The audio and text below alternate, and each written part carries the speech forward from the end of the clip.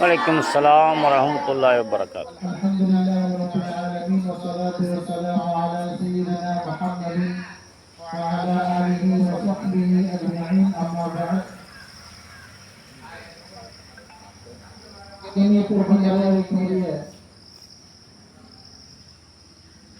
அல்லாஹ்வின் நல்லடியார்களே, மாணவ கண்மணிகளே, நாம் நம் நாட்டினுடைய 80வது சுதந்திர தின விழாவிலே அதனுடைய கொண்டாட்டத்தில் கலந்து கொண்டிருக்கிறோம். நம் நாடு சுதந்திரம் அடைந்து 80 ஆண்டுகள் கடந்து விழுந்திருக்கிறது. ஆனால் நாம் நினைக்கிறோம் 1947 நமக்கு சுதந்திரம் கிடைத்தது என்று நினைக்கிறோம். உண்மைதான். ஆனால் இந்த சுதந்திரத்திற்காக இருக்கின்ற போராட்டம் வந்தது அதற்கு முன்பு பல நூற்றாண்டுகளுக்கு முன்பாக ஆரம்பித்து விட்டது. ஏனென்று சொன்னால் ஆங்கிலேயர்கள் 1879 இந்தியாவிற்கு வந்தவர்கள் இங்கு இருக்கக்கூடிய வளங்களை பார்த்து வளமிக்க நமது நாட்டை பார்த்து இந்த நாட்டை நாம் அனுபவிக்க வேண்டும், அது மட்டுமின்றி இதை ஆள வேண்டும் என்கிற நோக்கத்தோடு இங்கு கள ஆய்வு செய்தனர். அவர்களுக்கு இங்கிருந்த செய்திகள் அனுப்பப்பட்டு 1599 இந்தியாவில் கிழக்கிந்திய கம்பெனி ஆரம்பிக்கப்பட வேண்டும் என்று முடிவு செய்யப்பட்டு ஆங்கிலேயர்கள் வியாபார நோக்கத்தோடு வருகின்றனர். அதற்கு பிறகு 1773 கிட்டத்தட்ட ஒரு 1.5 நூற்றாண்டில் 150 வருடங்களிலே நமது நாட்டை அடிமையாகிவிட்டனர். அவருடைய கைவசத்திலே கொண்டு வந்துவிட்டனர். அதற்கு பிறகு ஆங்கிலேயருடைய ஆட்சி தொடர்ந்து நடந்து கொண்டே இருக்கிறது. இந்த ஆட்சி என்பது அது பிடுங்கப்படும் பொழுது இந்த நாட்டை ஆண்டு கொண்டிருந்தவர்கள், அதிலும் பெரும்பான்மையான பகுதியில் நாட்டின் நிலப்பரப்பை ஆண்டவர்கள் டில்லி ராஜாக்கள் என்று போற்றப்படுகிற முகலாய மன்னர்கள். அவர்களுடைய கரத்தில் இருந்துதான் இது வாங்கப்படுகிறது. ஏனென்றால் அவுரங்கசீப் ரஹ்மத்துல்லாஹி அலைஹி அவருடைய ஆட்சி காலத்திலே தான் ஆங்கிலேயர்கள் இங்கே கம்பெனி தொடங்க வேண்டும் என்பதற்கு பல உதவிகளையும் ஒத்தாசைகளையும் அரசிடமிருந்து பெறுகிறார்கள். 1707 அவுரங்கசீப் அவர்கள் இந்த உலகை விட்டு மறைந்த பிறகு அவருடைய ஆட்டம் மிக அதிகமாக ஆகிவிடுகிறது. மிக குறுகிய காலத்திலேயே இங்க இருக்கக்கூடிய குறுநில மன்னர்கள் அவர்களுக்கு இடையிலே இருந்த அந்த சண்டை சச்சரவுகளின் காரணமாக அதில் இடையிலே மத்தியஸ்தம் செய்கிறோம், உங்களுக்கு உதவுகிறோம் என்ற பெயரிலே ஆங்கிலேயர்கள் நாட்டை எதிராகிவிட்டனர்.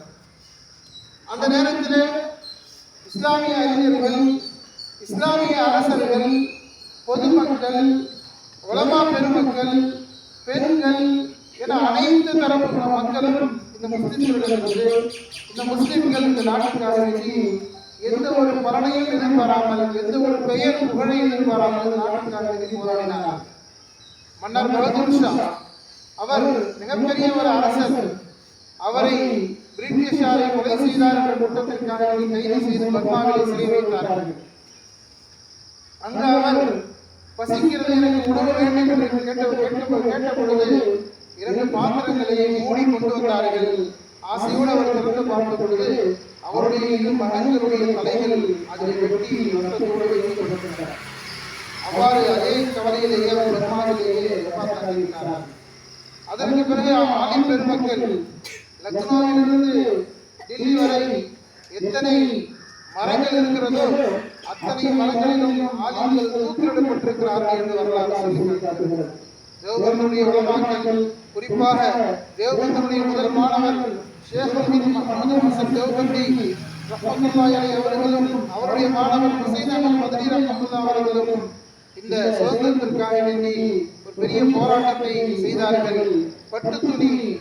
பட்டுத்துணியின் மூலமாக ஆங்கிலேயருடைய ஆட்சிக்கு எதிராக அவர்கள் பல இயக்கங்களை நடத்தினார்கள். அதன் காரணமாக மால்டா சிறையிலே அவர்கள் அடைக்கப்பட்டார்கள்.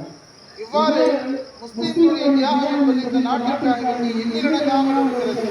ஆனால் முஸ்லிம்களாகிய நாம் அதை இன்னும் படிக்காமல் அல்லது தெரிந்து கொள்ளாமல் அல்லது ஆர்வம் இல்லாமல் இருக்கிறோம். அதனால்தான் நீங்கள் சிலர் முஸ்லிம்கள் இந்த நாட்டுக்கு என்ன செய்தார்கள், நீங்கள் என்ன செய்தீர்கள், நாங்கள் இந்த நாட்டுக்கு சுதந்திரமாக கொடுத்தோம் என்று அவர்கள் பேசுகிறார்கள். ஆனால் உண்மையில் பல நூற்றாண்டுகளாக போராடியவர்கள் முஸ்லிம்கள்.